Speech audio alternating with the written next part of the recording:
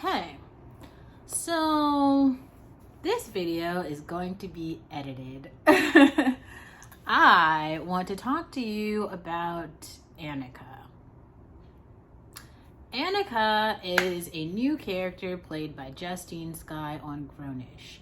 Now, in episode 2 of Grownish, we see Annika trying to enter a secret society on campus, kind of like a fraternity of such, but this one is like the secret one where people go into politics, supposedly. Now, first of all, there's a number of different ways to get into politics.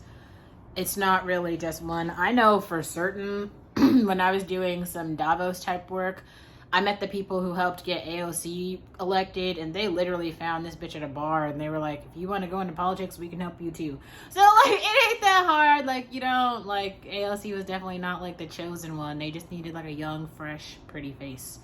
So, there's many people who come from different aspects of life to go into politics. You don't need to be in a secret society to do it. Don't get me wrong, there are probably some benefits to being in a secret society. But here's the issue. Now, there's this black character who's in the society or whatever, and he's basically saying, I don't want Annika to be in the secret society because she's ghetto. Oh man. Okay, so I'm gonna insert some definitions of my own here because, like, you know, this is my YouTube channel. We're talking about my personal opinions. So I'm going to give some definitions of myself. Now, I've talked about this multiple times. Like, in my lived experience, I have always had the option to go to private school, like my entire life. But I've chosen to go to public school because I wanted to be a part of the art community. So for me, I was always making decisions between art and, it was between art and academia, and I personally always chose art because I think that art is more interesting. I am that artsy girl. I just am, right? I've made other videos about that you can watch, but there's other things that I hear going on in the black community where people are trying to, like, ghettoize certain people. Now, I think when people hear the term ghetto off the bat, they might think of the city girls, like the city girls are ghetto.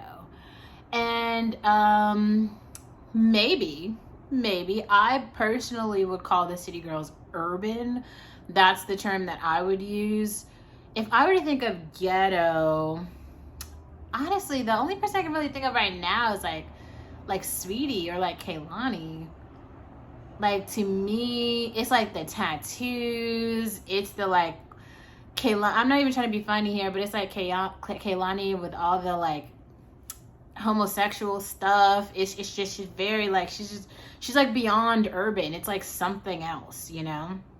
And then, like, Sweetie, she's given terms. Like, she literally has created vocabulary and terms for, like, kind of like ghetto lifestyle, like when you wanted to, but the city girls have too. So even like Meg Thee Stallion has also given some terms, but I guess I wouldn't call Meg ghetto. I would call Meg hypersexual, like slutty, maybe, like hypersexual. I would also put Cardi B in that same category, hypersexual and urban. Cardi B, definitely urban. Meg Thee Stallion, though, isn't actually urban. She's from I think she's from like a suburb in Texas. I think. I'm not sure. I'm not positive about that, but I could be wrong. Maybe she's not. She might be ghetto too. I don't know. The city girls, though, I do think they grew up in public housing and they were doing some kind of like ghetto stuff.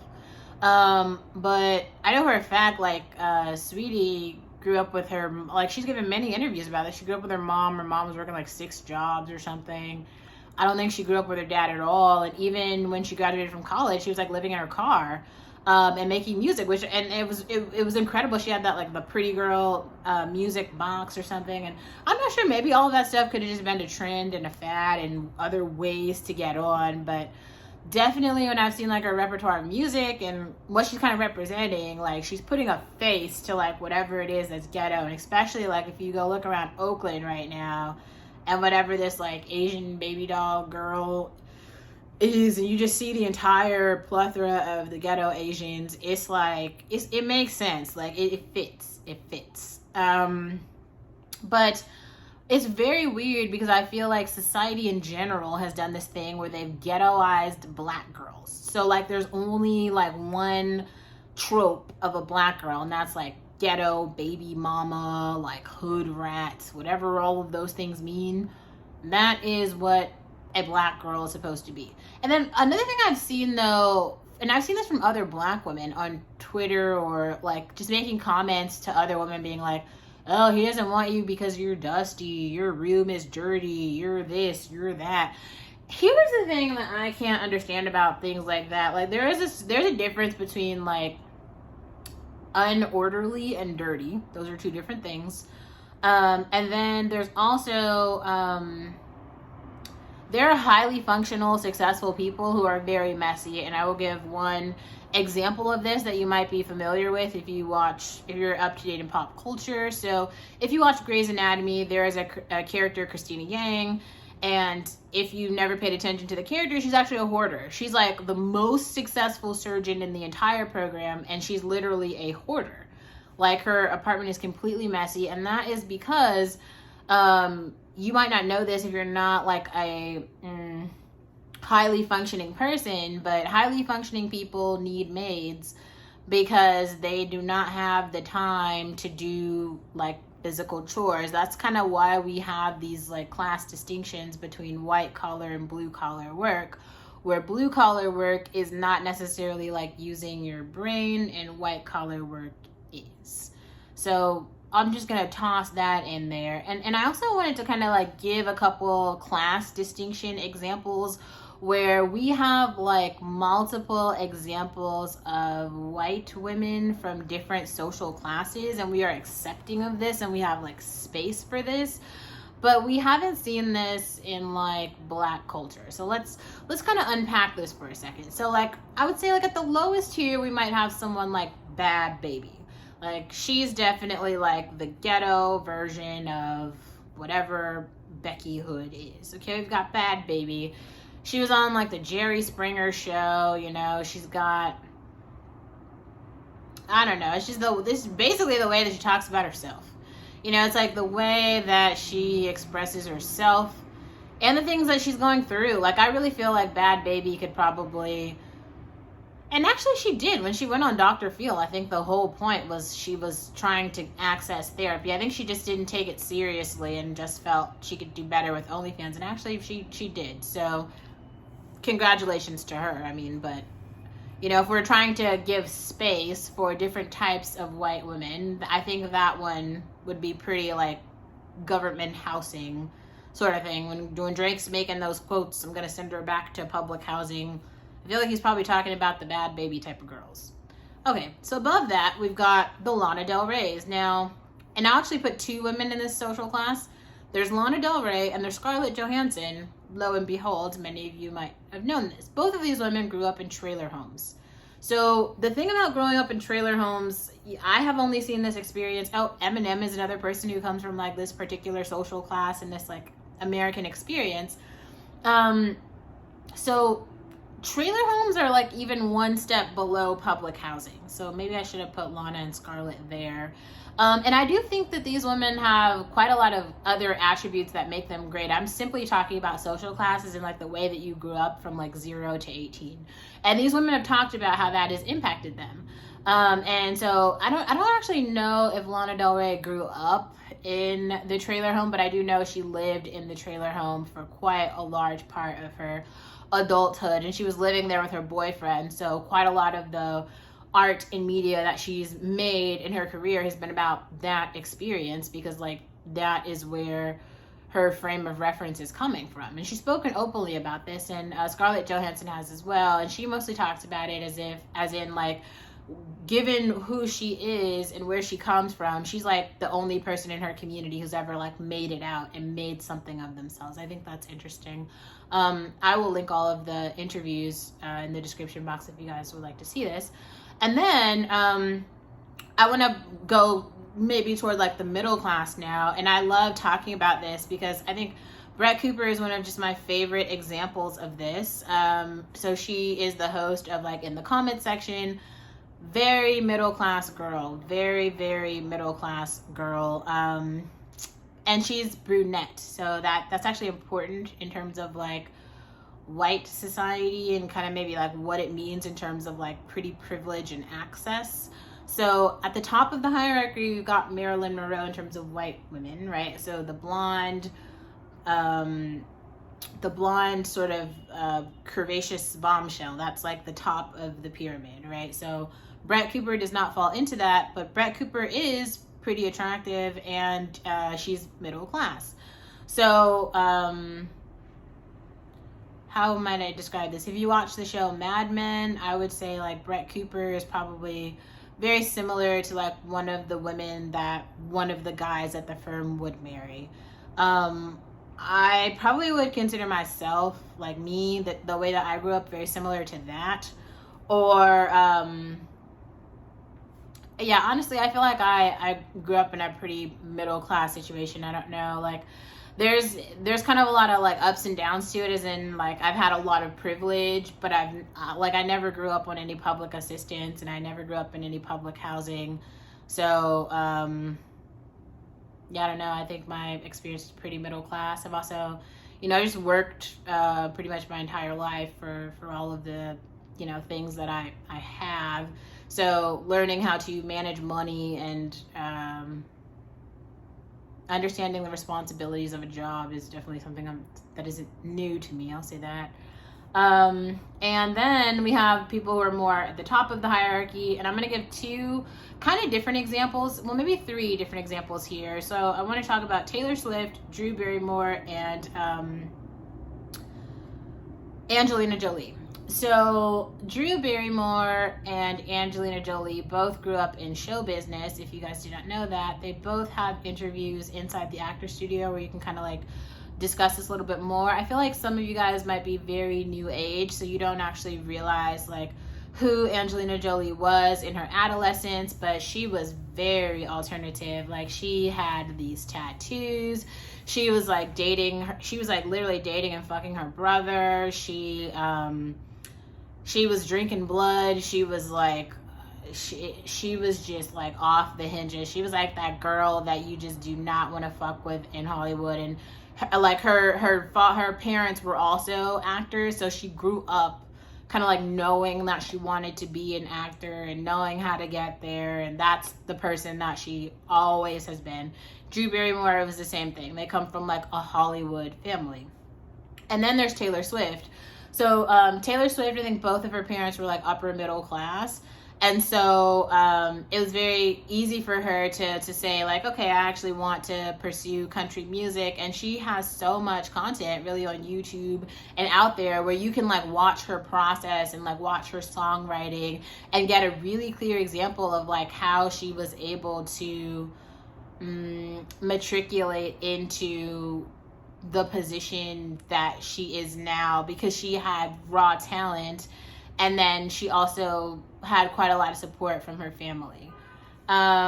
So yeah, but in terms of Black media, like we actually don't really have many stories that are talking about the varying levels of well, actually, I'm going to take that back. I'm going to give a few varying levels in the Black community right now, and I'm trying to come up with like hyper visible examples here so that you can kind of understand class differences. I think maybe an example of like a lower class Black person, or a ghetto, let's say a ghetto Black person, might be like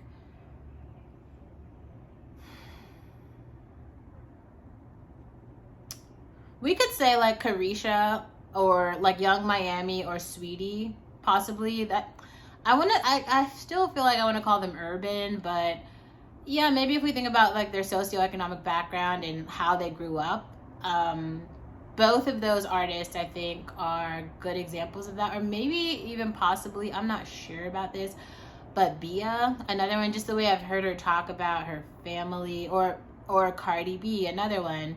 If you go look at older interviews from these artists and you kind of like see their stories of like, you know, the struggles that their parents might have had growing up, and you know what their parents were able to or not able to provide for them, it tells an interesting story, I'll say that.